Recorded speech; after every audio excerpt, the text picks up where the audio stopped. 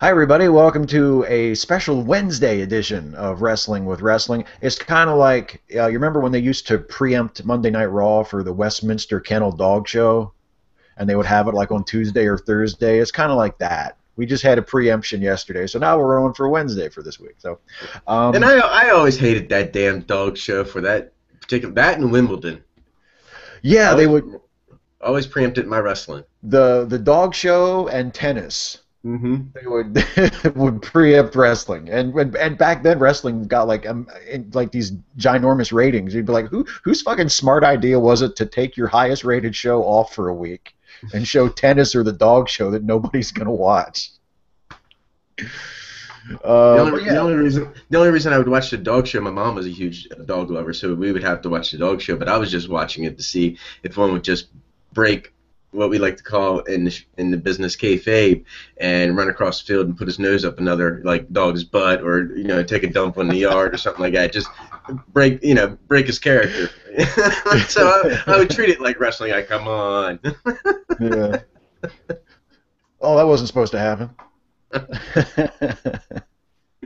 So, let's talk a little bit about wrestling because we have a new episode of Monday Night Raw to talk about. We were just chatting before we went on the air. It was the lowest rated Raw of the year so far, and that's 2 weeks in a row that has happened because before this week's show, last week's show came in as the lowest rated show ever. At least the good news is at least they can't blame it on Daniel Bryan because he was on last week's show and they got shitty ratings. He was completely off this week's show, and they got even shittier ratings. So clearly it's not Daniel Bryan's fault. Well, I think it has something to do with where they were located too, because when they go overseas, when they go to London like that, every person that actually watches wrestling over there is not at home. They're actually at the venue. They sell Right. out those venues. So the 12,000 some people that live in London that actually watch your programming, they're not watching it tonight, so you can count them out. You're right. Yeah, I never thought about that, but yeah, you're right. The local ratings must take a dive because everybody just goes to the show. Um, and it's tough when they do these overseas shows because I mean they've gotten a lot better at it more recently when trying to make those shows be important, and matter. But the fact is, those are really the only episodes of Raw other than maybe like a Christmas holiday where it's a taped show anymore. I mean, it's always live. And even though it was taped earlier in the day, it's not like they taped it a week ago. It's still not a live show, and it just doesn't feel the same. It doesn't Mhm. have that same excitement. And when you have a pay-per-view every month, every 4 weeks, there's a pay-per-view. It's tough to kind of take a week off and just go over to London and just do a show. You constantly have to keep churning things out and keep the momentum going. Um, And also, you take the ratings for example. It's like yeah, a lot of Americans, they're smart. They're smart fans, so they know that these shows have already been pre-taped usually, and they can pull in results on the internet before they're even aired. So they're not going to watch the programming. They have no interest in that. Plus, as I had read, there were several things. It's what we love about Monday Night Raw is it's live. It's unedited. It's anything can happen. And when you come overseas, and I already know they did this, there were things that they excluded from us watching it on TV, not just the Hulu version, but they excluded and cut things off the programming for our viewing purposes. yeah, and I mean, in a sense, that's an advantage of a tape show because you can edit it and get it to be just about perfect. But that's not live. It's not as exciting. They're working when you know they're live. They're working without a net. If a crowd is cheering for something, that they didn't sweeten the crowd noise. That it's live. That the crowd really is that into it. If a guy does like a crazy, dangerous maneuver and he hits the spot just perfectly, that really just happened. He didn't have to get up and do it again, and they just cut it out. So yeah, it is. For all the advantages of doing a tape show and for all the great tape shows that they have done in the past, like the old Saturday Night's Main Events. Some of those were really fun shows, but there's nothing quite like a live show, and they've gotten us so used to seeing it live every week that you can really like. I mean, you can even tell when you watch a live Raw and then later that week you watch SmackDown. It just feels different. It's just It's not quite the same. And plus, no, they don't even give a shit about SmackDown anymore. So it's that's different too. But um, so they were in London this week. This was their big overseas UK tour episode of Raw, and I actually really liked the way they opened the show because they opened it with the Wyatt family as they've done before, but this time the Wyatt family's promo actually interrupted the signature at the beginning of the show.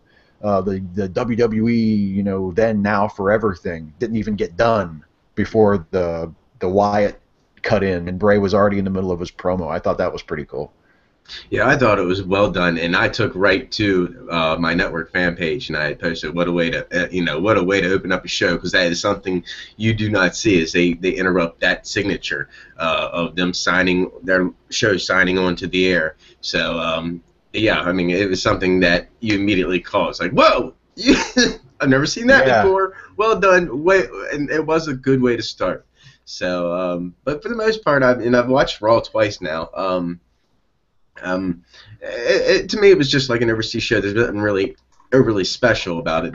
They did have some great matches, but it just did not feel like it was anything special. So, I mean, I fast forward through a lot of it to not view it. So it just did not interest me, and that probably also measured into a lot of people around America just did not catch their interest at all. So, but yeah, Bray Wyatt opened up the show, and he definitely caught me interested for a while. And the crowd was definitely with him, singing with him the whole time. And he calls John Cena out, and John Cena, pulls the trick, because if the two guys in the ring leave the ring and leave, say, Bray Wyatt standing there by himself, that John Cena at that point is not coming down that ramp. Right, exactly. And they never look behind them, they're Yeah. always just looking straight ahead. Yeah, I thought it was a decent segment. Like you said, I mean, I kind of felt the same way about the whole show. Like, it's just like we were talking about a minute ago. You can tell it was a UK show, unfortunately, because a lot of stuff just didn't quite seem, all the way there. But I thought Bray's promo was really good, and I was amazed at how, like, I think about the Cena versus Wyatt feud as it is now, and it's really lost a lot of my interest. I mean, leading into WrestleMania, it was one of my favorite parts of the show, and now it's really just kind of run out of steam. But when Bray cuts those promos, he can prop it up. Like, for the few minutes that he's talking, he can kind of get me back into it. And then when he's done, and I'm like, oh yeah, now they have to have another match. And Cena's either gonna lose without losing or win, and it's gonna irritate me. But boy, he can cut a promo. I mean, he can Yeah, really. I even liked how they gave Luke Harper some talking time on Monday night. That Yeah, was pretty good because that's something you don't get to hear too often. His dialogue was a lot longer than I've actually ever heard. yeah, and he's not terrible. He's a pretty good talker. They limit what he says, but he's not bad. He would talk very occasionally when they were still down in NXT, and he wasn't that bad. You could tell that they were kind of hoping that he would eventually he would be able to kind of be a mouthpiece too. That maybe, I guess, in case they ever break him up, you have at least two guys in there who can talk, you can do something with. But yeah, so once again, Cena versus Wyatt at the next pay-per-view, the next special event, last man standing match. Bray kind of pushed that in his promo. Hopefully Bray wins that match, although I don't know. I mean, with the last man standing stipulation, there's so many different ways they could book that, where he kind of like they did with the cage match, where he could win without really winning, Hmm. which I'm kind of worried about. I would like to see him really just go over strong and actually win the match, because I mean, if Cena is a bulletproof babyface, if they've ever had one, I mean, the people who love John Cena aren't going to stop loving him just because he loses one match to Bray Wyatt clean. The people who hate him are always going to hate him. I Hmm. mean, it really makes no difference. Yeah, I mean, Stone Cold Steve Austin, who I think is still the biggest superstar of all time. John Cena is close to that, but Steve Austin, Hulk Hogan, The Rock. Okay, I'm going to take Hulk Hogan back out of that. But those guys had no problem losing matches to people ever. If they needed Right. to lay down, they laid down. So John Cena's the same way too. It just is writing going that direction. Are they willing to put Bray Wyatt over the top and give him that strong victory without any strings attached? That's still hard to be seen at this point because I don't trust WWE writing at all that they will do the right thing. Yeah, they seem to be now that WrestleMania is over. Like, and I guess especially with Bryan going on the shelf and them losing like their hot hero character, it seems like they're sliding back into those old habits again, those bad habits that they were in for most of last year, and that's a little disappointing, because it seemed like after the Royal Rumble and after the Elimination Chamber, like that final month push into WrestleMania, it seemed like they had finally really gotten a hold of it and really gotten it right, and now they're just kind of they're just sort of fumbling it away again. Um, and I can't imagine from the various things I've heard over the years about how it is to work with Vince. And I mean, I have no insider knowledge of it at all. I'm just a fan reading shit on the internet. But the bad business news they've gotten in the last few weeks doesn't really fill you with a lot of confidence in the creative direction, because it seems like maybe Vince, who has always been like the final arbiter of the creative, that he might be changing his mind about stuff. It might be a little Mhm. while before you get some consistent storylines. Things will be kind of jumbled and messy for a while, uh, and that's never good. Plus, it hurts morale. That business news hurts morale, not just in the stockholders' Oh minds, but yeah. in those wrestlers because he had lost so much money. I imagine that everybody on the roster is thinking, "Is my job safe?" I mean, my contract's coming up. Are they going to renegotiate? Do they have room to renegotiate more money? Or am I going to be stuck with this? You worry about whether you can get that pay raise. So, yeah, I imagine that stuff like that hits morale in the locker room big time. Oh, I'm sure it does. I'm sure it does. Um, One of the things, though, that they are doing, that it seemed like a few weeks ago they weren't doing as much, but I think Brian's injury and his surgery and him being out for at least a month, if not longer, has kind of forced them to reshuffle some things. And it's really kind of incredible how about 2 weeks ago it looked like the Payback show was going to be basically just a redo of Elimination Chamber. And now they've actually, with Monday night's episode of Raw, they have actually set up a fair amount of fresh matchups going into that show. And one of them was set up, I think, I haven't heard anything official, but by the first match on Raw, which was Sheamus versus Cesaro. They had already had a match on main event last week.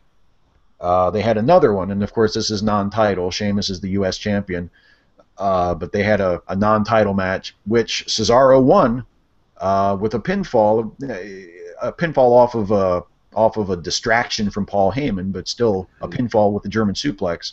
So that seems to be setting up Cesaro versus Sheamus uh, for Payback, which I mean, it seems a little bit out of nowhere because they were kind of doing some other stuff with Cesaro and RVD, and that seems like they kind of forgot all about that. But Sheamus and Cesaro, Yeah, can't I'll really take complain about that. that.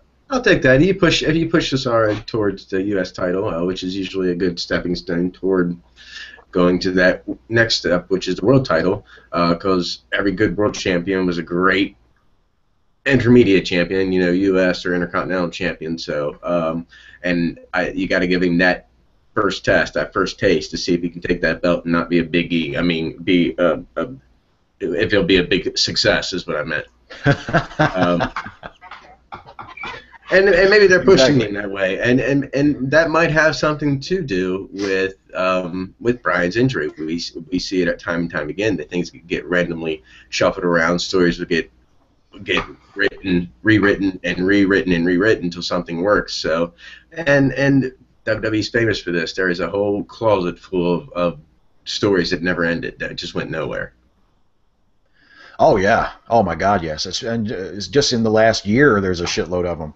Um, and it reminds me now that they've got Cesaro sort of back in the U.S. title picture. I remember like a year and a half ago when he was the U.S. champion, and he had been the U.S. champion for months, and he seemed like he was really getting over with that. and he was having decent matches, and the fans were really getting into his stuff. And this was before the Real Americans and the Giant Swing or any of that stuff. And then he just lost it for no reason to Kofi Kingston, like out of nowhere. They weren't working together. They weren't having a feud. It was just like a Raw match, and Kofi just won the title and then did absolutely nothing with it. Yeah, it's like you take we the all know where title Kofi's ended up. Yeah. We know where Kofi's ended up. He's just been regulated to special feature at Royal Rumble every year, or any Battle Royal. Yeah, exactly. Now he gets upgraded to all Battle Royals. Mm-hmm. He gets some increasingly obnoxious spot where he technically doesn't get eliminated and walks on his hands back in. I feel bad for Kofi. He's a talented guy, but it's like they either give him something like that, like a Battle Royal spot that means nothing, or they put a belt on him and they have no idea what to do with him, and then he loses it like 2 weeks later anyway. I mean, shit. I read a story online about possibility of as a faction of frustrated workers. Would that be good for the WWE right now? Because they seem to be doing these 3-on-3 things, adding more people to a fight. So you get people like they feel like they're not getting a good push, like Damian Sandow and Dolph Ziggler you throw in Fandango, you throw them all in a group and you give them power, but that like the Shield, you give them the ability to also push themselves singly in that group, like show that each one is a strong member, not just no one is a leader. Right. The only problem, I think it's a good idea to form, if you want to take like some underutilized guys and have them form their own faction. I think that's a great idea. But I hate the idea of making part of their gimmick that they're underused. Mm-hmm. Like I just think like the whole thing like they've been kind of doing with Sandow the last few weeks, and that they've done with Dolph off and on for like about a year, where they come out and like they cut promos about how they're not on the show, or they're not getting opportunities, or they're not getting title shots, or blah blah blah blah. I just think that just kills people. Yeah. Have a guy come out and talk about what a loser he is, or talk about how he's not on the show. I mean, that doesn't help anybody. If you want to get him over, like I would love to see, like a faction with Damian Sandow and Dolph Ziggler and Fandango, and have them, come together and form tag teams or just do something. But don't make part of their story that they're a bunch of losers that can't get on the show. I mean, what the fuck's the point of that? But yeah, I mean, I would love for him to do something with them, and there have been times in the past, and just in the past few months, like look at something like Curtis Axel and Ryback, where they just threw them together just because they didn't know what the fuck else to do with them, and it actually kind of works. Yeah, wow, magic. Two couldn't cut it as Paul Heyman guys, but yeah, you take out that Paul Heyman element, which is surprising, and they did well. That is surprising. You would think that they would be two guys who would really benefit from having Heyman around. But again, creative just did nothing with them.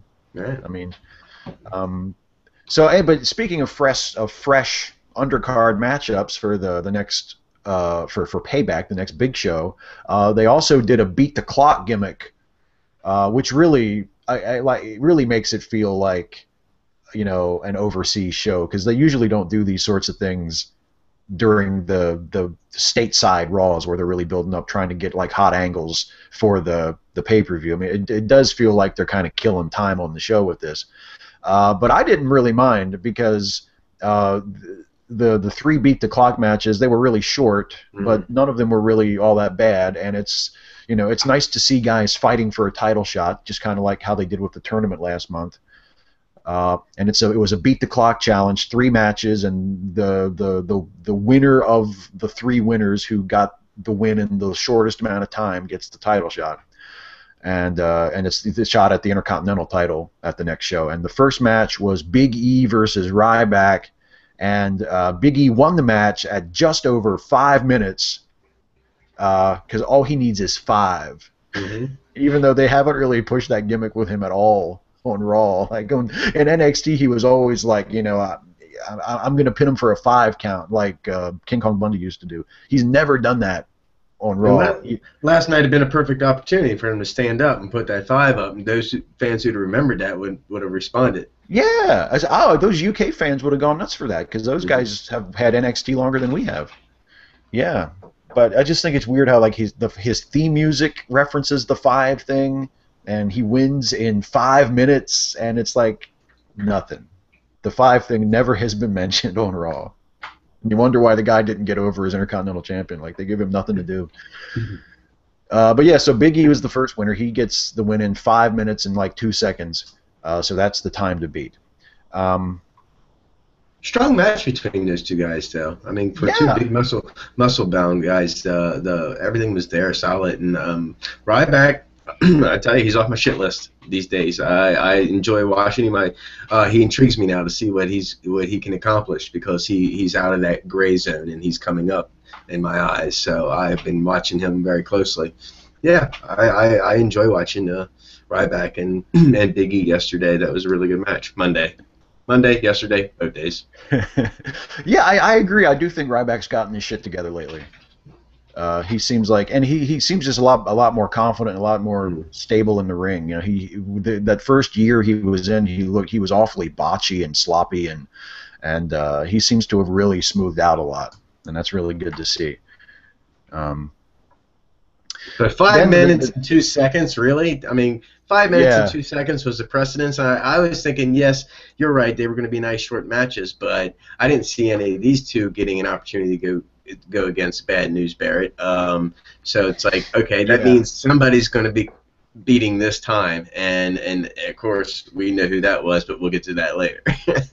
yeah. It wasn't.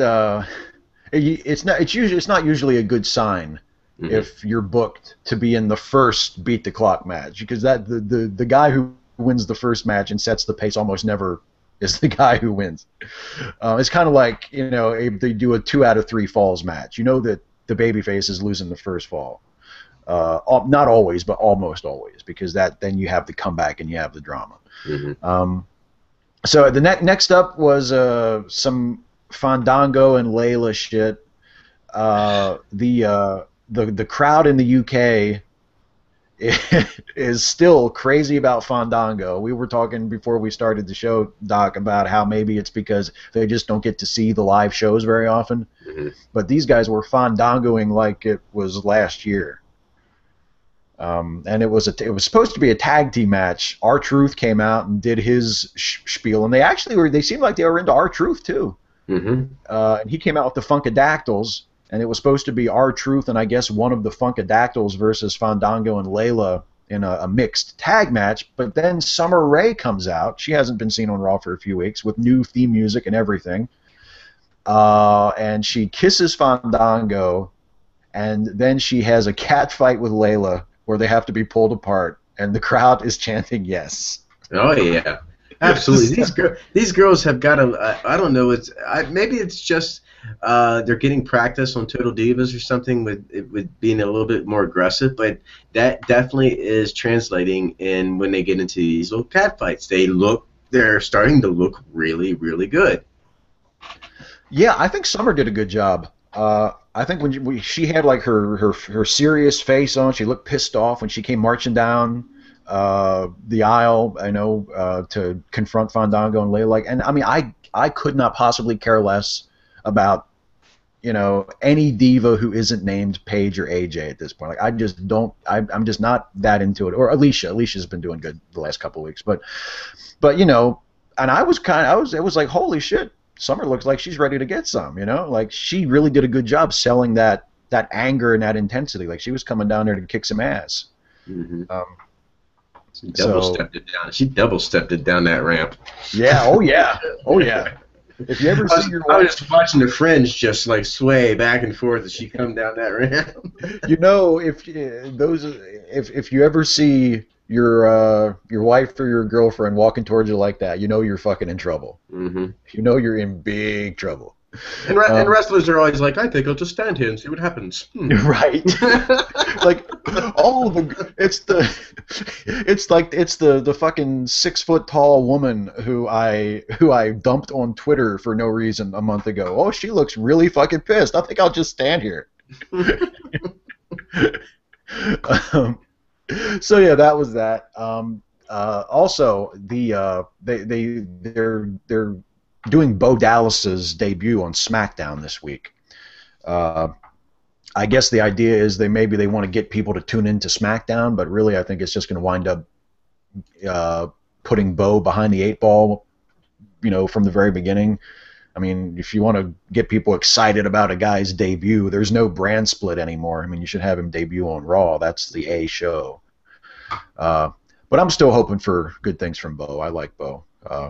I liked him in NXT, and I hope he gets over he gets over in the big leagues. But we'll see how the SmackDown thing goes. Yeah, it should be interesting to see Bo make his debut. Although, I mean, I haven't read any reports. I don't know if SmackDown's been taped or anything. I just have been out of the loop. Yeah. I mean, I don't know if he did or not, but I would think that his debut wouldn't consist of any wrestling matches, though.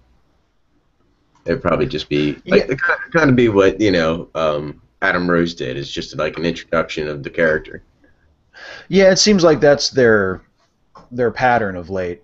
Because really, why would you want to introduce a wrestler by having him wrestle? Hmm. Uh,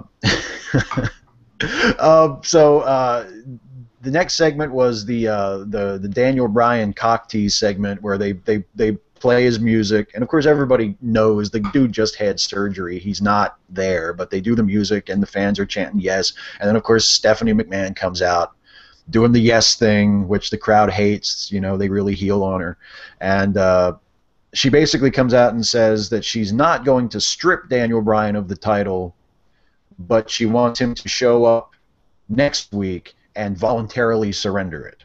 So that's where they're going with that. That he's not going to have the belt taken from him. He's going to have to show up and just give it away.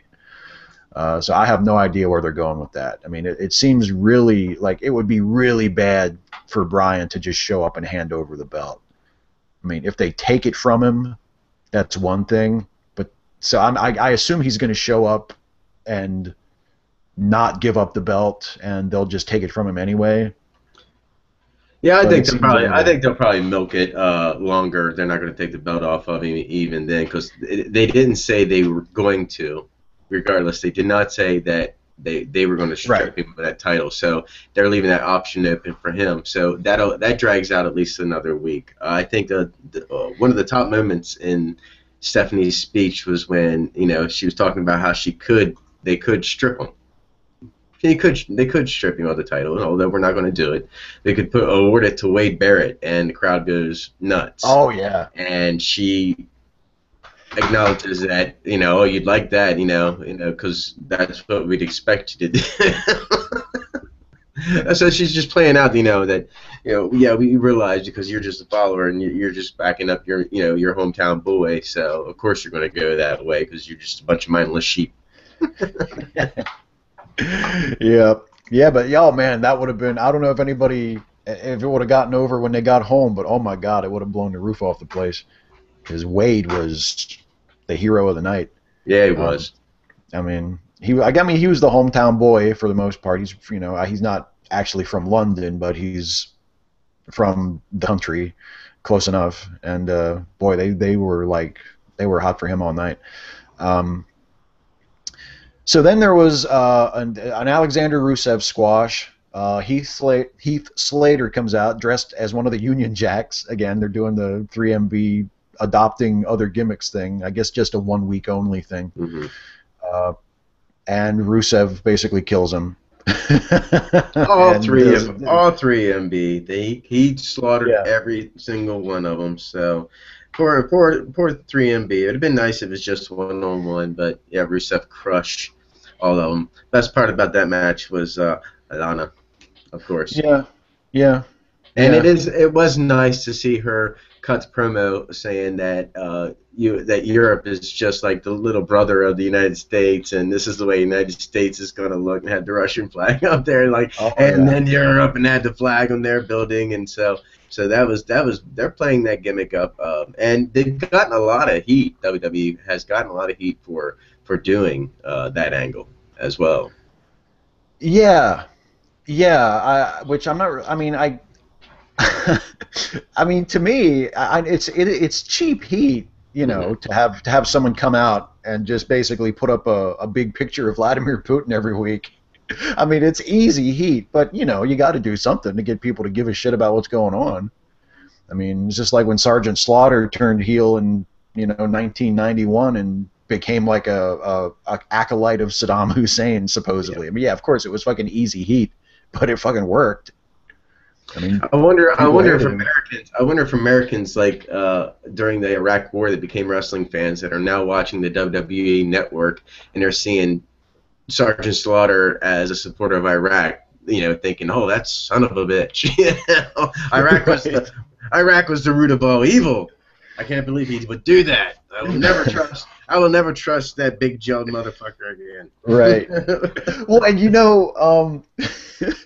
just to take a short detour just for a second, because I love one of my favorite periods in Sergeant Slaughter's career was actually after the Iraq stuff was over, when his feud with Hogan was over, and he kind of disappeared for a while, and then he came back and they turned him babyface again. But they didn't even give him like a turn angle. He just came back and was basically like, "Guys, I'm really sorry."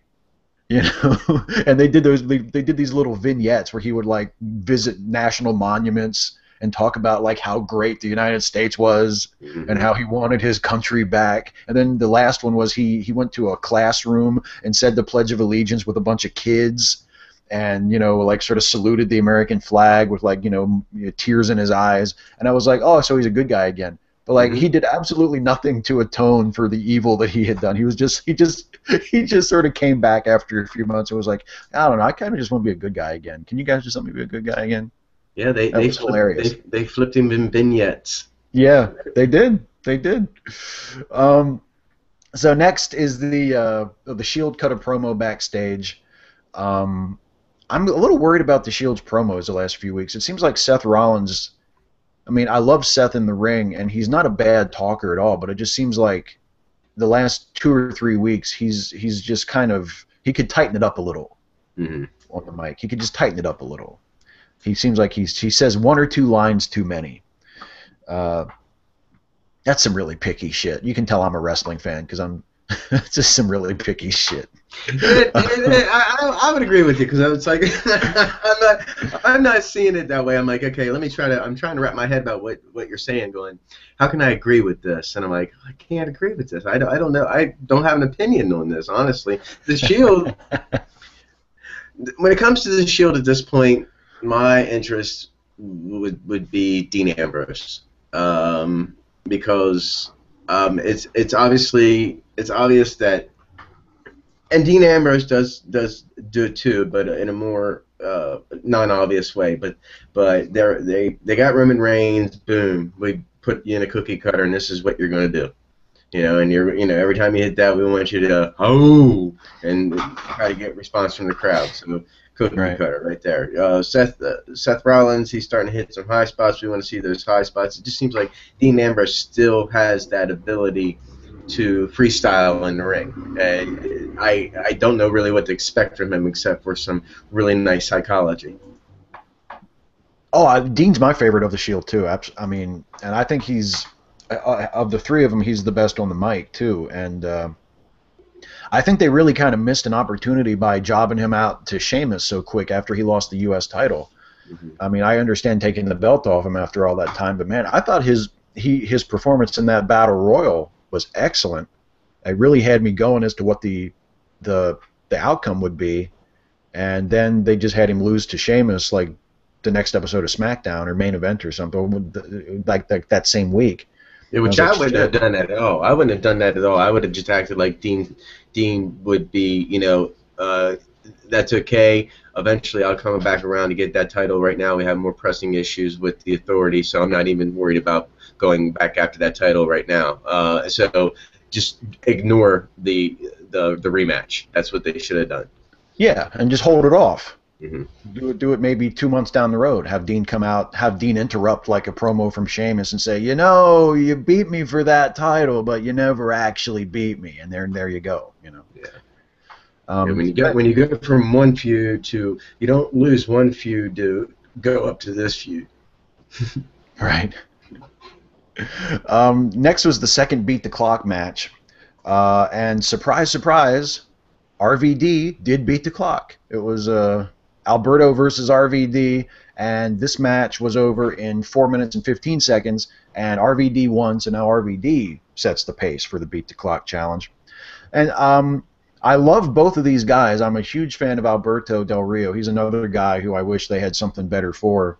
And Rob Van Dam is just, like is ageless. I mean, he works the same way he did in 1997, 1998. It's kind of amazing that he's held up so well. But there were a couple of spots in this match where it seemed like they couldn't quite get it together. There were some miscommunications, it looked like, which is surprising because they worked together last year. It's not like this was their first time in the ring together. If anything happened between the two, I would have to lay that blame completely on Rob's shoulder, because Rob can work a little sloppy from time to time. Alberto is a perfectionist. I can't see where he would have made any flaws or missteps in that match that caused any miscommunication. Yeah, there were two spots where it looked like Rob. They were both like he was leading into the Rolling Thunder spot. And there was one where he stopped short, and instead of going into the senton, he just dropped a leg, which looked kind of odd because he stopped like really short. Like he clearly wasn't planning on dropping that leg when he hit the ropes, and then all of a sudden he was like, "Oh shit, what am I going to do?" And he hit a leg drop. And then there was another one where he did kind of instead of doing the Rolling Thunder where he does the somersaults leading into it, I guess he didn't have enough ring to do it in, so he just ran right up and did like a flip right from a standing position and nailed it. Nothing, not exactly fucked up spots. I mean, I think he's a pro. He adapted. He made it look good, but just not the kind of spots you normally see from him. So he sets the pace, 4 minutes and 15 seconds. Next, there's let me see. There's a John Cena promo. Let me go through my recap that I've got here. John Cena cut a promo with backstage with the Usos. There was a lot of gorilla beating, Really. Yeah, that was a little weird. And then like Renee's kind of doing it half-heartedly as they walk out, like yeah. And of course, I mean the crowd there at the arena just fucking hates Cena. I don't think they have anything. They don't have anything against the Usos, but boy, they fucking hate Cena.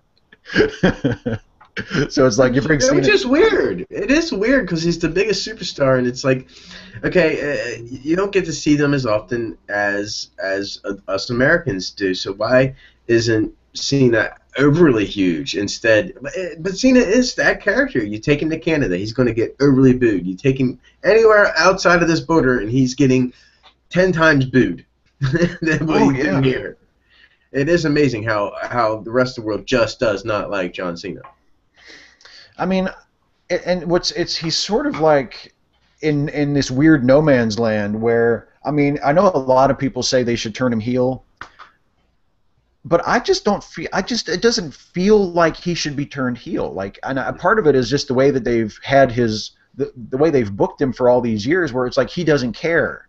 If the crowd boos him, he just doesn't care. He just kind of smiles and goes, these WWE Universe fans. That's just the way they're just excited. They're just into the show. Like, so like, what reason would John Cena, the on-screen character, ever have to turn heel?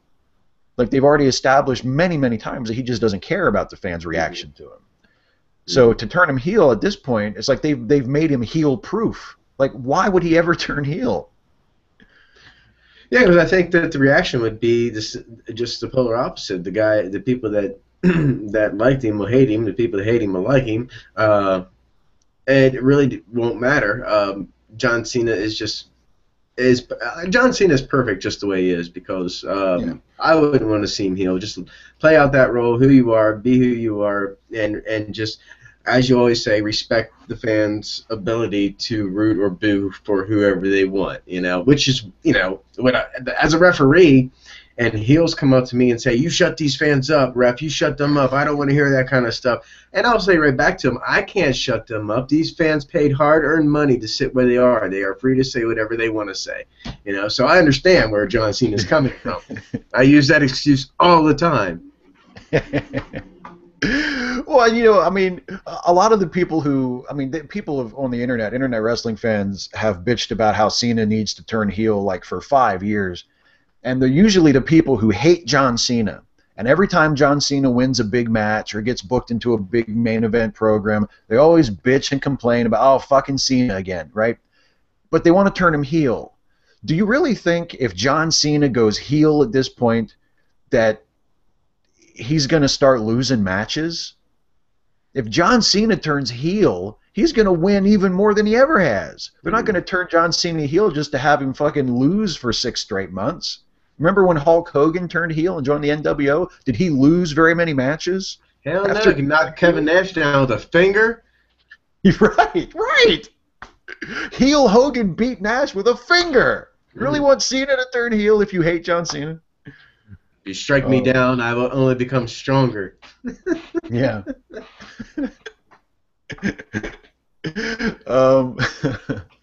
um, so speaking of former baby faces who were turned heel by the fans hating their guts, the next match is Seth Rollins versus Batista. Or Bootista, as he is called several times during this match. Yeah, by the commentators. Yeah, even by the commentators, which is disrespectful. Yeah. I mean, really, if they're going to run with Bootista, they'll put out T-shirts or something. Maybe that'll get over. But I think it's just disrespectful. It's something that the fans started, and it's synonymous with Bootista and the "You Can't Wrestle" chant, and with the commentators just mentioning that, Bautista, and not just mentioning that the fans are calling him Bautista, but they referred to him as Bautista out of their own mouths, and I think that was disrespectful to Batista to do that. But yeah, good man. I love the beard, man. That beard makes Batista look a lot better. Yeah, the beard and the hair. It's a much better look for him. And yeah, I thought this was a decent match. It kind of fell apart at the end. I mean, they didn't really do a finish. They did a DQ finish, which I guess I get because they're building to another match at the pay-per-view. They don't want to have anybody lose. But they did kind of a fake out. Like, they looked like they were going to do the DQ, and then they kind of, the ref didn't call for a DQ, and then Triple H ran in and they did the DQ anyway. Mm-hmm. Which was a little weird, but like they kind of faked you out. Like, it's not going to be a DQ. Oh, yes, it is. Well, I was watching that very carefully, and as a referee, I did not see anything that warranted a disqualification until Triple H put his hands on one of the participants of the match. Right, so because that's when you call the DQ. Right, that's the rule. As long as nobody interferes with the participants in the match, it's okay. Yeah. I mean, a parade of midgets can run through that ring in the middle. I mean, it doesn't matter. It keeps going until, if a midget like nut shot one of the wrestlers, they call it disqualification. But until that moment, everything keeps going. There you go. As long as the midgets don't touch the people. And then after the match, they tease Batista taking the triple power bomb, but he escapes. So it looks like they're saving that for the pay-per-view. And also, I should mention also, and mentioning teasing the big spots, I don't think Cesaro hit the big swing on Sheamus in their match. So they're saving that for the pay-per-view too. Mm-hmm. So it's nice to see him. That's his pro wrestling booking 101. Make it look like show the fans something that they really want to see, and then don't give it to them. That is the nice thing about Cesaro, is that it is not uncommon to see him get through a match without using that big swing. So I like that. It's like, you don't deserve to see it every single time, and leave it. And that would be nice that you see a wrestler who doesn't use his key signature moves every single fucking match. That makes those signature moves even more special. Right. Yeah. It's like when Daniel Bryan pulls out some of his old Ring of Honor moves. Mm-hmm. When he does like the surfboard or something like that, I don't think he's done it for a while, but in one of the CM Punk matches he had like 2 years ago, he actually pulled out the cattle mutilation. He never does that anymore. But if he did it every week, it would be like, oh, he's doing that thing that he does. It makes it more special if you know that he does it, but he only does it once in a while. Next was Alicia Fox versus Paige, Of course, Paige is another import from the UK, so she was over huge in this match. A short match, but I thought it was a decent match actually. It was only a few minutes long, and Alicia got the pin on Paige. This was non-title, but so they're clearly building to Alicia versus Paige, which is cool because they've really fired up Alicia the last few weeks, giving her a chance to show some personality and show some fire. And that's going to be the payback match. And again, another fresh match. I mean, before Daniel Bryan got taken out of the picture, sort of put on the disabled list, it looked like we are going to get Bryan versus Kane again, plus Evolution and Shield again, plus Cena and Wyatt again. And we're still getting those last two, but now the undercard has a lot of fresh new stuff, which is cool.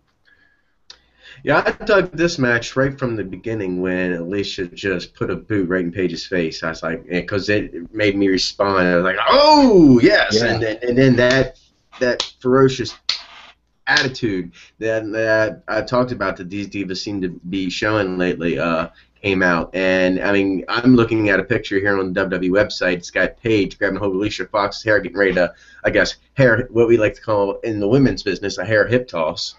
Yeah. And she's just got this look on her face like, I'm about to rip every last one of your weave out. That, and that's something like what you talk about when they show some ferocity and some aggression. That's one of the best ways, I think, especially given how American wrestling fans have been trained to just sort of look at female wrestlers like just lingerie models. If they can get in there and show some fire and show some aggression and really work a wrestling match and make it look good so that it doesn't look like they're just, somersaulting around, man, I mean, that shit, it really is really cool to see. And Paige is good at that, and Alicia Fox has shown the last few weeks that she can do that. I mean, that's really cool. And that's what makes the NXT divas so good, is that they actually get in and work matches. They're not just doing the lingerie pillow fight shit. It seemed like that was a lot of what the women's division was for a few years. I do wonder what they did, what made them decide this. Now, I realize it's good timing right before Payback to build up a women's title match, but would have it made more sense if it was backwards, because it's like, or is it that it's that Bret Hart mentality? We are going to prove that this talent has the ability. They're not too stuck up in themselves to lose in front of their hometown crowds. So that's what we're going to have Paige lose to Alicia Fox, over in London, when it's one of our rare opportunities to go over there. So, we want to make her look weak. Well, not weak. I mean, she still looks strong, but we just want to make her lose in front of her own people. Yeah, and maybe some of it is also just like throwing a little twist in there. Like you assume that the hometown boy or the hometown girl is going to win. So fuck it, let's have the hometown girl lose. I mean, because that's another sort of, you talk about like a bad habit of wrestling, of WWE writers. That's something that they've had trouble with since Vince Russo was there, of just doing the unexpected just to trick people, just to surprise people, whether it makes sense or not. I mean, Alicia Fox, last week she picked up JBL's hat, and this week she picked up the royal crown, the royal jewels, ladies and gentlemen. Alicia Fox was very disrespectful to Jerry the King Lawler, as she not only stole his crown, but poured a fan soda after taking a drink. I don't know if that was staged, but she literally took a drink of a fan soda and then dumped the rest all over her. Now, I've been to many ICP concerts, and if you've ever been to an Insane Clown Posse concert, you know that you are not going to ever leave without being covered head to toe in Faygo soda pop. It's one of the freaking nastiest experiences you could ever have, because you stick to everything when you're that saturated in soda. I do not recommend pouring soda on you. Right, and I see a lot of this these days when it comes to wrestlers fighting outside the ring. They take like a fan's water bottle, or they take fan's soda, and they just like, here, give me that, and they use it as a weapon. I'm like, who gave you permission to take my soda, asshole? I mean, yes, awesome, but now I got to go get me another soda. Yeah, thanks, dude. That shit's expensive. Have you seen the concession prices? That water bottle you just crushed was $2. Yeah, shit.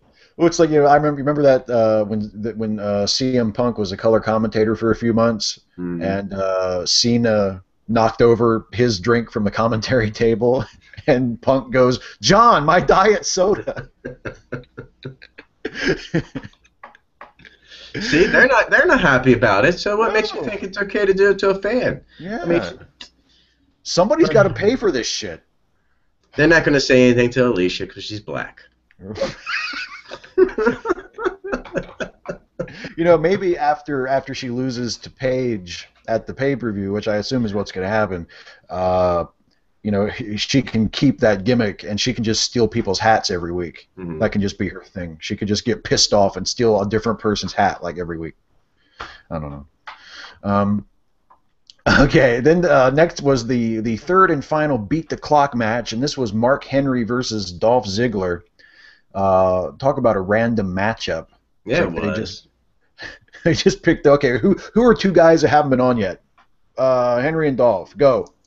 Just, make it longer than 4 minutes and 15 seconds. Go, go, go. And it was. I don't see where Mark Henry earned a spot in this Beat the Clock match where he could have possibly gotten a shot against Barrett, because what have we really done with Henry lately? So to me, that was really the random spot in this Yeah. Beat the Clock, was like, because he was the oddball. He hasn't done anything lately. The rest of them are still hovering around right on the cliff. Yeah, it is odd, and that's you talk about the random booking. I mean, that's something that they make it so that whoever wins or loses a match doesn't matter. There's no sense of these guys competing with each other for any sort of a ranking, or, I mean, pretty much anybody at any given time can earn a title shot for any reason. So it's hard to, like, you get a hot baby face and you want to root for him, but what are you rooting for? Mm-hmm. I mean, just any old random guy can earn a title shot at any time. It's kind of a they've sort of created a world for themselves as writers where it's as difficult as it could possibly be to write programs for these guys and get people to care about it, because you don't even know what the stakes are.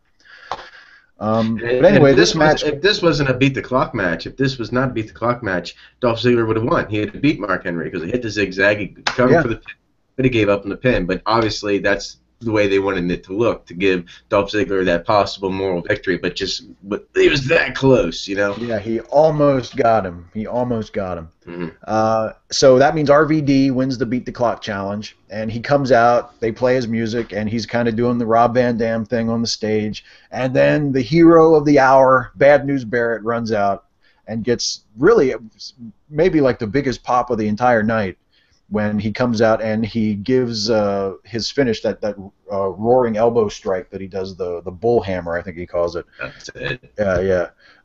He gives that to Rob from behind and knocks him out, and then cuts a promo, which I thought was pretty funny, about how even though Rob Van Dam set the time for the Beat the Clock challenge tonight, he's in England, which is the home of Greenwich Mean Time, Mm-hmm. which means that England sets the time for the entire world.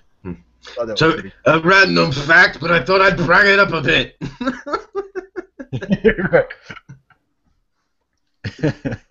I never thought I would hear somebody bring in Greenwich Mean Time in a pro wrestling promo. Yeah. And actually have it get over. Like, the people were like, yeah, we do set the time.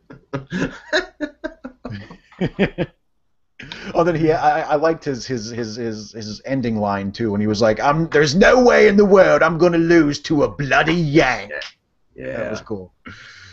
Because that's what we are. We're all just bloody Yanks over here. Yep. Yep. Sorry, Mr. Barrett. We don't like your tea. We drink tea cold over here. Yes, we do. Uh-huh. Okay. We blow things up real good. Yep. Okay, speaking of things getting over in the UK that haven't been over in the US, there was an Adam Rose interview right after this, where Renee Young interviews Adam Rose. And man, if this had been the first Adam Rose segment, if this had been his debut, this character would be off to a great start, because the fans at this show were really into Adam Rose, way more than the last 2 weeks, where it seems like people haven't really given a shit. The crowd was singing along. They were hot for him when he was talking. And then Zeb and Jack Swagger come out and they get into it. And it seems like the crowd was really into the whole thing. They may have actually, I don't know how much of it will carry over to the following week, but it seems like based on this segment, they actually may have rescued this character a little bit. I can only hope. I read a report today online from I think his name is Mark Madden. He talked about the Adam Rose character, saying that it is the whole gimmick itself is a lemon. You know, he uses the whole gimmick itself is lemon. It's just comic. It's comical at best. He is an obvious ripoff of Russell Brand's character from Saving Sarah Marshall, I believe. Marshall, yeah. And get him to the Greek. So that's the character he's portraying. That he will never rise above a comical act. That to be taken seriously, he has to get away from that. The prancing around the ring with and I kind of see it that way too. I mean, right now he's catchy because he's got a catchy theme song and he's new. It's something different. He hasn't proven anything in the ring yet, and that's where my opinion might change, because I'll overlook gimmicks at that point, because I've never really got to see too much out of Adam Rose before he got called up, and I do not remember him as Leo Kruger. So it should be interesting, but of course, as we know, this whole segment was interrupted by the Real Americans. Yes, and Zeb came out and cut a promo on the whole country. He don't even know how Adam Rose gets into that country. No. He is great. It's so nice. I mean, Dutch Mantel, a great old school guy, can talk all day long and cut a promo and doesn't have to remember his catchphrase or anything like that. It's just awesome. I just love to see him work. I mean, you can tell, like, him and Paul Heyman, guys who have been around for a long time, just fucking know how to talk. You don't have to give him a script. You don't have to tell him what to say. Just put the microphone in his hand and send him out, and he just knows what to do. Mm-hmm. He's terrific. Yeah, I love those old trained wrestlers like that, because I see them a lot on my independent show, where the bell has rung and they'll probably do 5-10 minutes of just shtick. You know, the whole putting your arms up in your chest of strength kind of crap, and a little bit of comedy routine. Old school wrestlers just going. It's like, I'm going to test the crowd, see if they like me better than you. They do all this in like 5-10 minutes they can waste in a match. That is smart. You only have to go out there for 20 minutes, so you only really have to take like 2-3 bumps and wrestle about 10 minutes long, and it's genius. And it's really, I mean, it's a lost art, because you never see that on TV anymore, because the TV audience has been trained to think that that's boring. But if you watch like an older show, like from the 80s, I mean, and if you watch like house show matches and stuff, you can still see it, because house show matches even today are a lot more relaxed than they are on TV. But even like TV matches from 20 years ago, if you watch like a Larry Zbyszko match, when pretty much no matter who he's fighting, there's 5 minutes of stalling at the start of it. I mean, and he was great at it. You know, look like you're going to lock up and then back off. You know, demand that the ref check the other guy. I mean, just all kinds of stalling shit. Well, I don't have a weapon. Check me, ref. As he keeps constantly moving it around from place to place. And, you know, as long as the referee doesn't check it out one random, because the referee never checks the complete body every time he's supposed to check for a weapon. Just every place except for where that damn thing is. Yeah, you know, like the heel would grab a headlock on the babyface and then would like pretend that the babyface pulled his hair and let go and demand that the ref disqualify. I mean, just all kinds of old school like stalling shit that, you know, like fans that are a lot younger than us that just know it from watching TV just probably have no idea about, because they just don't do it anymore. At least not on TV. But so yeah, it looks like they're going with Adam Rose versus Swagger. That'll be as we talked about last time, that'll be looks like Rose's first main event or in ring program. Certainly not main event. And one thing they did do in the segment, I mean, he hasn't wrestled a match yet, so and that'll be a big deal, like you say. That'll determine whether he sinks or swims, because he is a wrestler. You can dress him up with all the gimmicks and give him the most awesome entrance in the world, but if he can't work a match, he's in the wrong business. But he did get a little physical with Jack. Swagger did, kind of pick on some of his rosebuds, and Adam got in the ring and just kind of hit him with a forearm and knocked him out of the ring. And that was cool to see him show a little bit, because it was almost like the gimmick kind of went away for a second, and he was just a guy like defending one of his friends, and then he got back up and he was back into the rosebud thing. But that may, and if that's the way they do it, I think it could work. If he's like, if you get him over as a guy who, if you piss him off, he can kick your ass. But if he, like Mark Madden's right, if he's just going to be a joke, I mean, they've got 5 guys like that on the roster already. I mean, how many Santinos do you need? And the problem is that Adam Rose carries about 20 of those type of people around him all the time. Yeah, right. Right. I do not really give 2 shits about the Easter Bunny breakdancing or getting jiggy with it across the ring. No, it's kind of funny to think about, and it's funny like in a vignette, but when you realize that they're going to do that every time he comes to the ring, and I mean, because like one of the cool things about the way they did him in NXT is that they would change it up. Like, it wasn't always like the bunny wasn't there every single time. It was a different group of people, or at least the costumes were different. And but now it's like, oh, the bunny, that's going to be his thing. The bunny's always going to be there. One. The bunny is the one that's there every single time, because they do change up randomly the rest of them. Yeah. Well, you can't go without. I love bunnies. Okay. But someone dressed in a Captain America suit, as tight as it was, does not qualify as a nurse. No. I guess maybe he figures maybe she's a soldier. She has medical training. She could take my temperature anytime, if you know what I mean. Yeah. Captain America, you can be my nurse. Yeah. Well, no, Adam hasn't bored me yet. He hasn't bored me yet, but we're holding, and I think that might be due to he's hanging out with Zeb, and I still am a big fan of Jack Swagger. Have hope for him.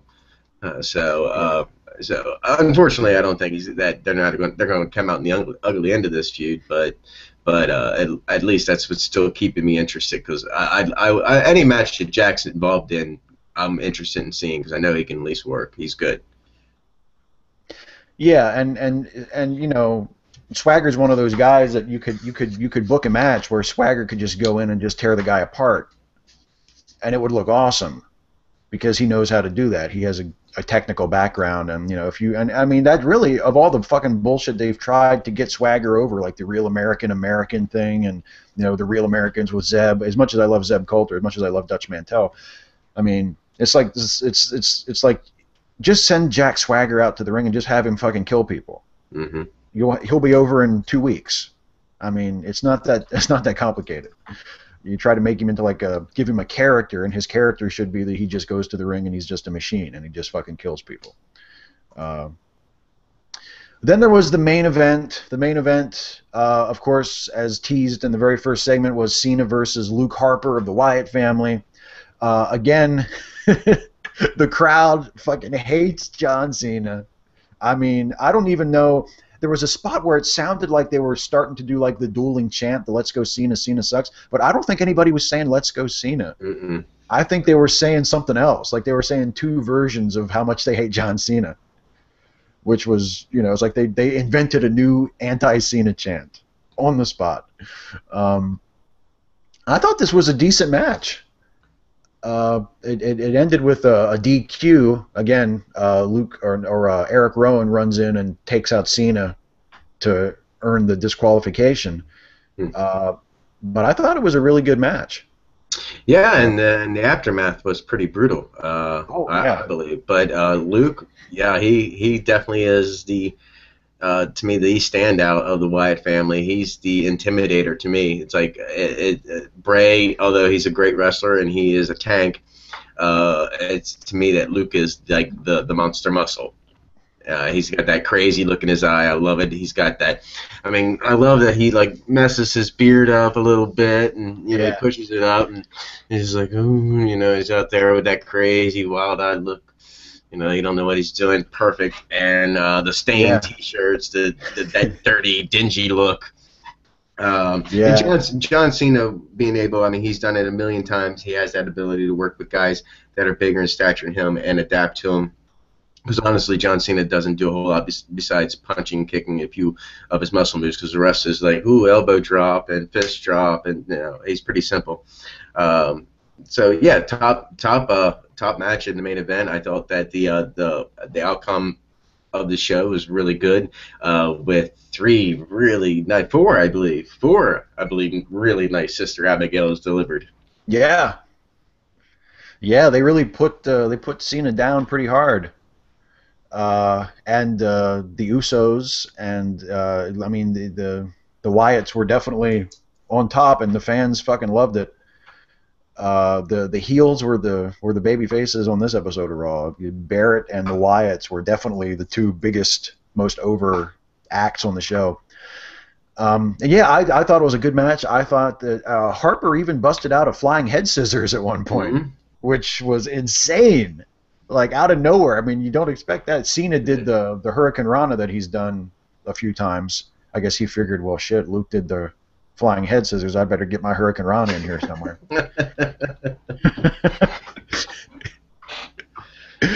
But I loved how he sang, and the crowd just hung with him with every. It's like the Daniel Bryan. Yes, if Daniel Bryan if you're doing the yes chant with Daniel Bryan, if he wants to slow you down, he just does that. He'll slow it down like this, and you'll slow down.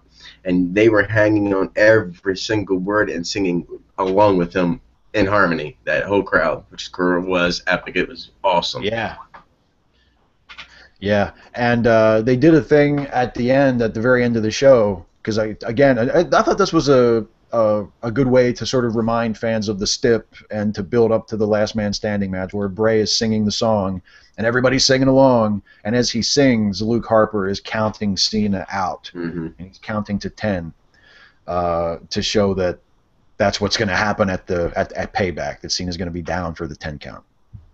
Um, Which I don't think looks very good when you see that Bray Wyatt, even though it's not really a match, but Bray Wyatt just did it. He kept yeah, John Cena down for 10. That doesn't bode well for Bray Wyatt at the pay-per-view. Hopefully he can do it again. yeah. I hope. I mean,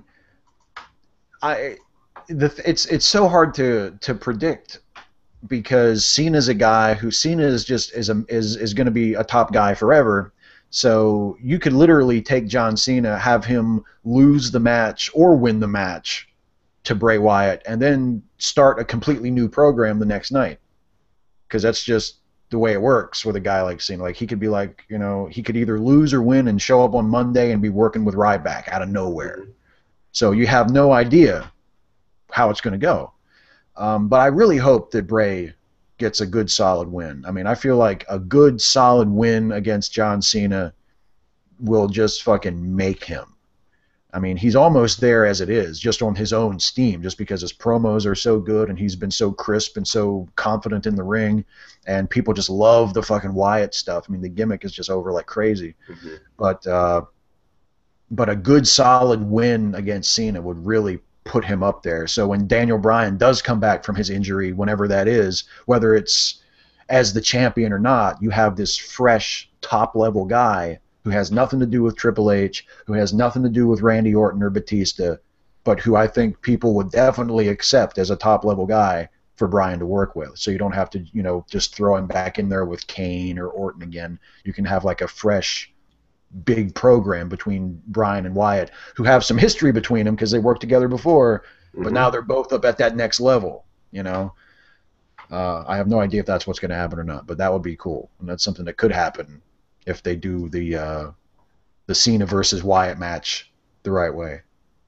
Um, But yeah, I thought it was a decent episode of Raw. I didn't have any huge complaints about it, but it did feel a little, just sort of one step removed because it was overseas, and those beat the clock matches kind of felt like filler, even though they were building to a pay-per-view match, but a decent match. I don't know. What are you looking forward to Payback? Is this something you're even like if you didn't have the network and you weren't going to get it just as part of the subscription, would you even think about ordering the show? No, no. No. If I did not have the network, I've been off pay-per-views for well over a decade. I just have decided I Yeah, didn't so have need I.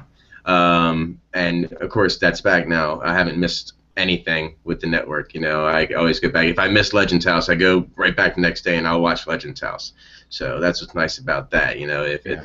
the replay, if I miss that pay-per-view that Sunday, I can go back the next day and rewatch it for still the same price. So, Right. and to me, that's just financially affordable because I'm going to pay that. I'm paying that anyways. So I just hope all of WWE's money woes doesn't make them reconsider possibly raising the prices of the network. I know that Netflix and some of the other like movie outgoing media servers there are going to be raising their prices. Yeah. Yeah, I hope they don't. I mean, in a way, I think maybe the fact that the network has sort of performed below expectations would be a reason for them to hold off on raising the price because they want to get to that. I really think they want to get to that million subscribers point, which according to the last numbers they released publicly, they haven't gotten to yet. I think and about a month ago they released their first numbers for subscribers, and it was something around 600,000. That's what I heard. Yeah. So they want to get to that million mark, and even the million mark isn't the break-even point. I think they need according to some of the stuff I read this past week in the fallout of their stock price dropping because their domestic TV deal wasn't as big as they hoped it would be. Um, they they need like something like 2 million, 2.5 million subscribers in order to break even, Mm. which isn't a lot. It doesn't sound like a lot, but really, if you compare it to really, really huge, successful streaming service like Netflix, it is actually it's quite a lot for a network that's just pro wrestling. I mean, for people like us who are wrestling fans, it's like a dream come true. But if you're not a wrestling fan and you have something like Netflix, which is a huge success as a streaming service and has maybe 7 or 8 million subscribers, that 2.5 million to break even actually seems like kind of a lot. Hmm. I think that it'll be reassessed once that the network is available in all markets around the globe. That it can be Oh yeah. available. So they still haven't opened up worldwide yet. So those numbers are just still right now what is available to them. Oh yeah, and yeah, I mean they as we saw from this week's episode of Raw, I mean they have a huge fan base in the UK. They have a big fan base in Australia, throughout Europe, throughout Asia. They have there are millions, hundreds of millions of people all over the world that watch WWE stuff that don't live in North America. Uh, so they do have a lot of room to grow. And yeah, I'm with you. I really hope, just for selfish reasons, just I like being able to throw down $10 a month and just get fucking everything. Hmm. It's just a lot. It's just a lot nicer. you know. So let's move on from talking about the current product and talk a little bit about some old school stuff because your legend this week is one of the greatest of all time Definitely one of the and greatest. one of everybody's favorite wrestlers, I think. So let's talk about this week's Legend of the Week. This week's Legend of the Week is honestly the very first wrestler that I would have ever considered a favorite wrestler. He was my first favorite wrestler of all time. And the reason I want to talk about him is because May 20th was the day that we lost this wrestler.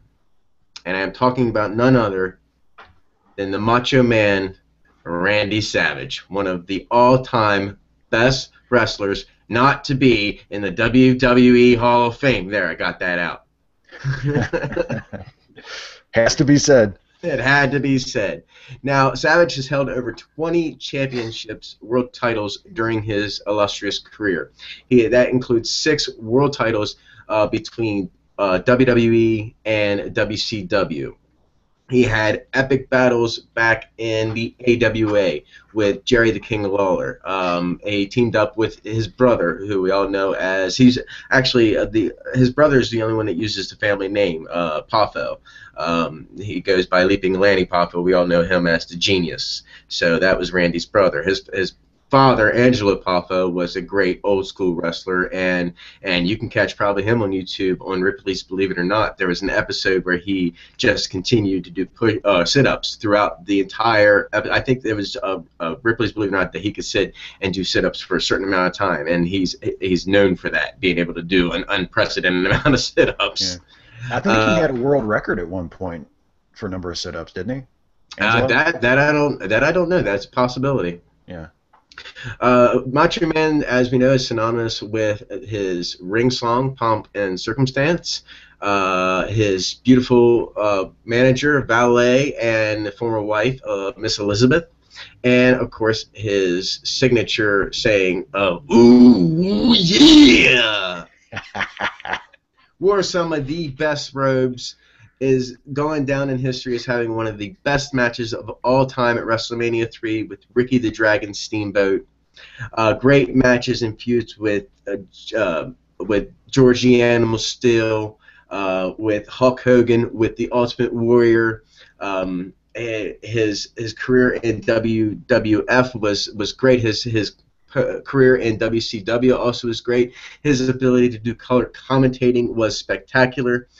So this week I want to just honor and take my hat off to a great man, and I miss him dearly, the Macho Man, Randy Savage. One of the all-time greats. I mean,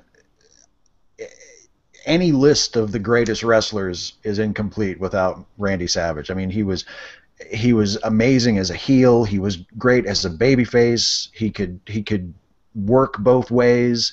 And it's funny that we're talking about him now because one of those, I was watching one of those the WWE Network shows, like I think it was the WrestleMania show they do, the WrestleMania Rewind, and they were talking about WrestleMania 4, your favorite WrestleMania. Yes. And they were talking about Macho Man a lot in it because, of course, he won the title. That was his big push. You know, he got made as a main eventer at WrestleMania 4.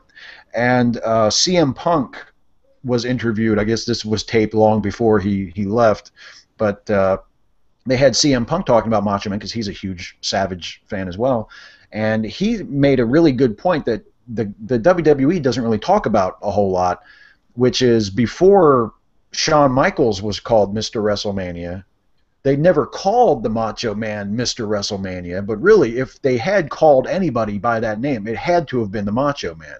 Mm-hmm. Because not only did he have the match with Steamboat at WrestleMania 3 that is still considered by many to be the greatest match ever of anybody anywhere, but then he also had WrestleMania 4 where he worked 4 times and won the title against DiBiase in a pretty good match in the main event, and just for sheer endurance. I mean, to work 4 times in a single show.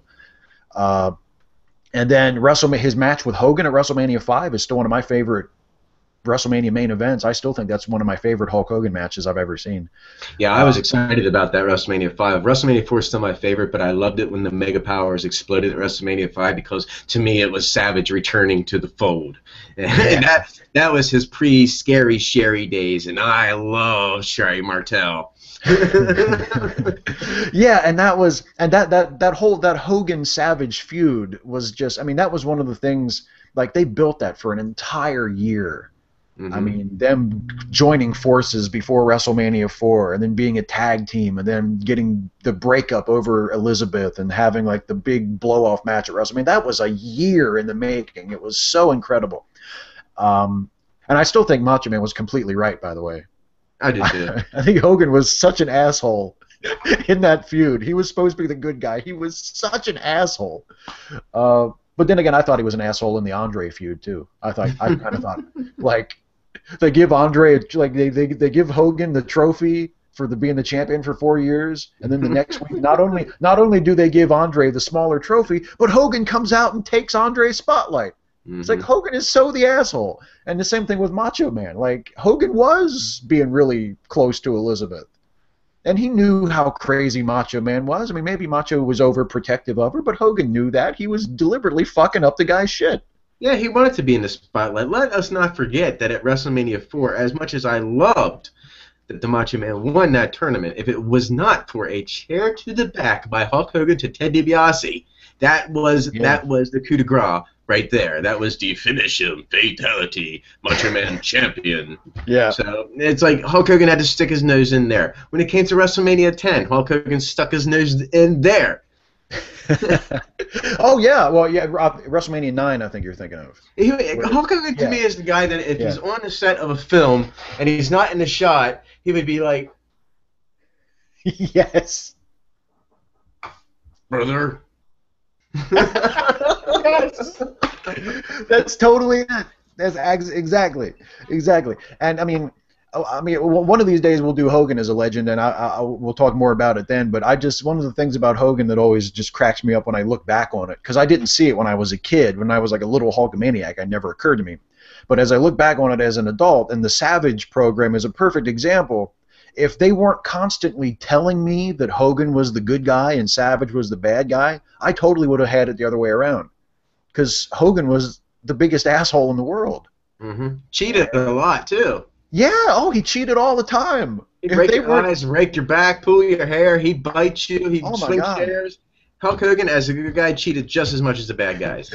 And would draw back his fists to hit female managers. When he's talking about Sherry Martel, I mean, he would grab Sherry by the throat and draw his fist back like he was going to fucking punch her to get a babyface pop. It's like, this is a good guy?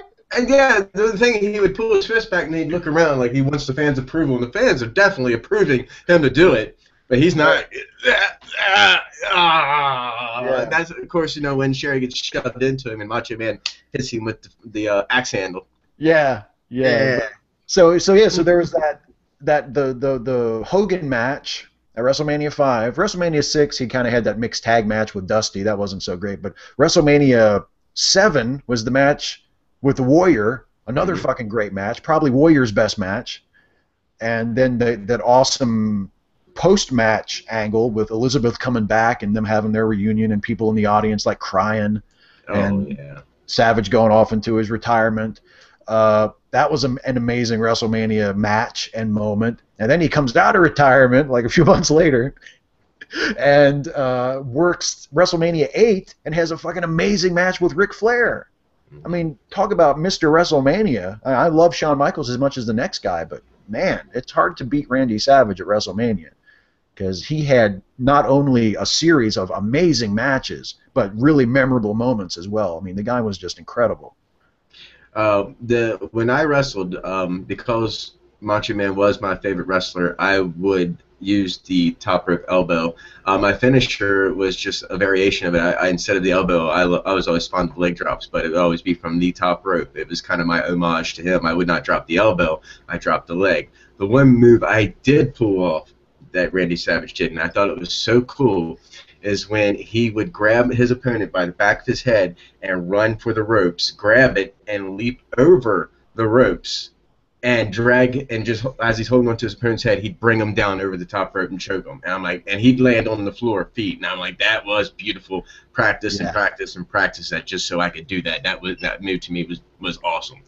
Yeah, it's an awesome looking spot. I mean, to see him, and because he would fucking fly. I mean, he would go over that. I don't think most of the time he wouldn't even touch the top rope, or he would touch it with one hand and vault over. I mean, he was incredible. He was famous for carefully laying his matches out beforehand. He would want to go over everything with the guy he was working with. Ricky Steamboat tells a story about how him and Savage worked through their match so many times that they had it memorized, and they would work it at house shows, and every once in a while they would change something up if it seemed like the crowd wasn't into something or other, so that by the time they got to WrestleMania 3, they had like this perfect match that they had just worked to death, and they could just do it in their sleep.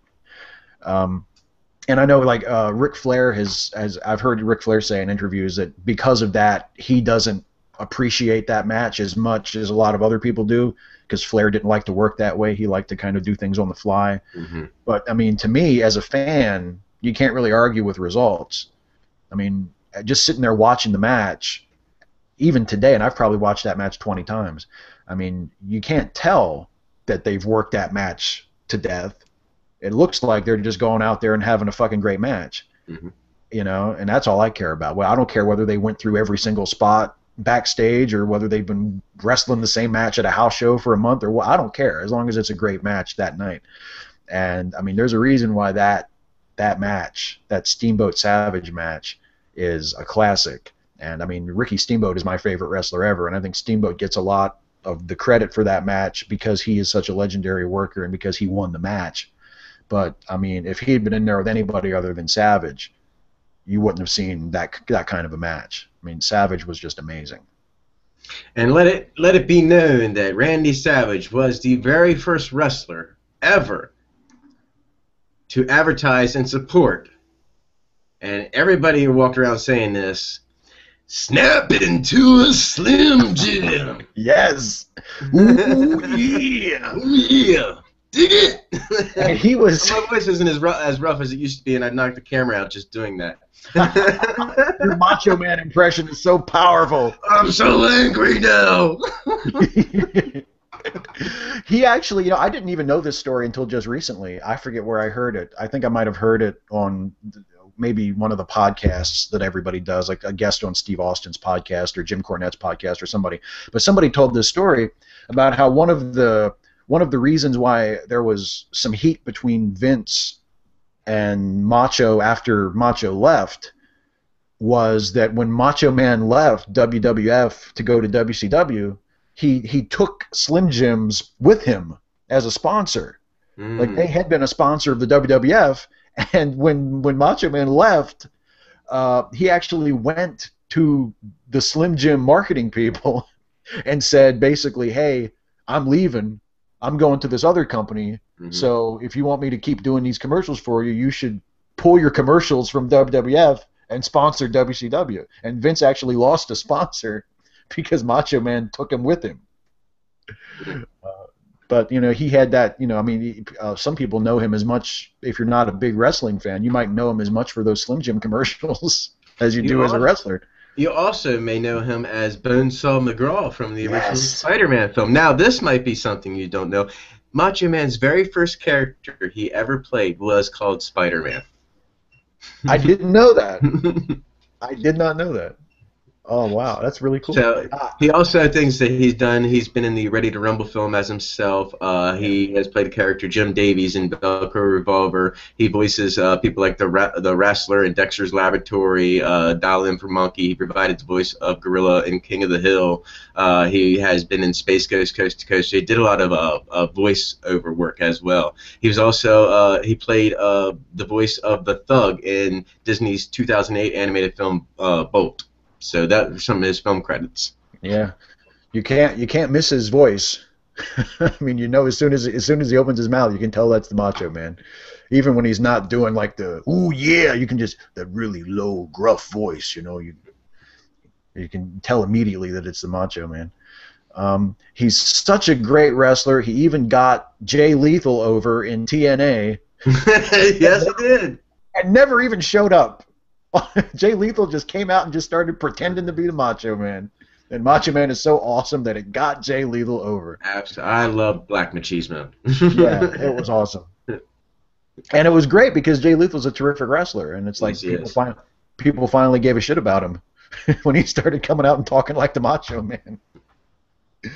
The power of Randy Savage. Getting people over even when he's nowhere around.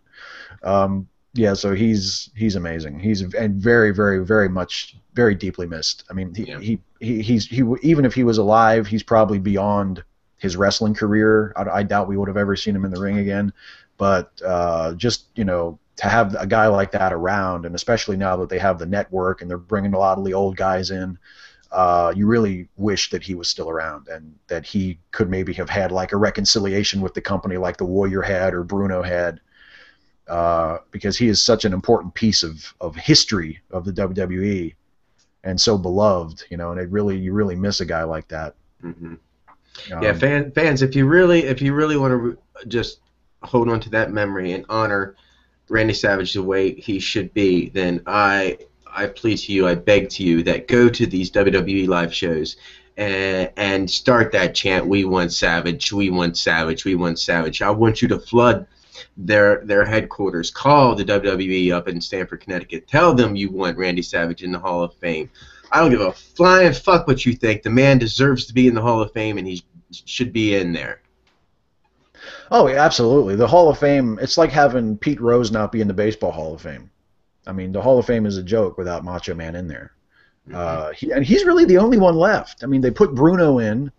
For years, it seemed like, well, they got to put Bruno in, or it's not for real because Bruno was the champion for like 10 years. They put Bruno in. I can't think of anybody else other than Macho Man who's not in there. Who you would go down the list and think, well, why the fuck isn't he in there? Right. Macho's the only one left of the legends that absolutely has to be in there. And I'm just yeah. saying, if the Bushwhackers go in before Randy Savage, I'd quit watching wrestling forever. Well, yeah, it's like, and I like Lanny Poffo. For a while, it seemed like maybe Lanny was the holdup because Lanny kept saying that the way Randy wanted it was for the whole family to go in. Which to me, if I'm Vince, I'm like, okay, whatever. I mean, fucking Coco Beware's in the Hall of Fame. Is it really that big of a deal to put the Genius and Angelo Poffo in the Hall of Fame? When you have fucking Coco Beware in there, I mean, who fucking cares? Just you bring them in so you can get the Macho Man in. Who cares? Uh, but yeah, I agree. Macho should be in the Hall of Fame. They should put him. They should have put him in. The first year that they came up with the fucking thing. Hmm. But, well, anyway, great legend, great legend. Thank you. Um, let's wrap this up this week.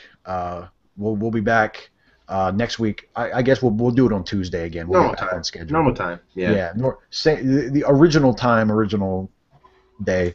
I didn't. The reason why we had to move it was because you got a tattoo, right? I got a badass You got tattoo. a I'm going to show badass this. tattoo. Let's see if I can get. Hold on a second. But yeah, let's see this Ugh. puppy. See, this could be tough because it's on my back. Let's see if I can get in the shot here. But it's over here. There it is. Move up a little Right bit. there? There you go. Yeah. Pretty cool. That is badass. As I said, I am branded. I am what I am, and I am for life. Because when you're an atheist, These are my man boobs right here. These are my moves. look at that. We can't show that on YouTube. That Sorry. violates terms of service. You Oh can't- my God! Put the sensor bars up, quick. Yeah, I'm gonna have Fuck. to put some annotations on this.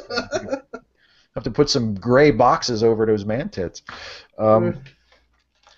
Cool tattoo. Because when you're an atheist for life. For life, yo. Um, And as Razor always says, like, another one for the bad guys. yes. All right, man. Let's talk about wrestling again next week. Yes, sir. Until then, fans, thank you for joining us. Join us next week. Send us your questions. We'll be happy to answer them. Steve, thank you so much. And I am Outie Outie. All right, brother. Thanks, everybody, for watching. We'll see you next week.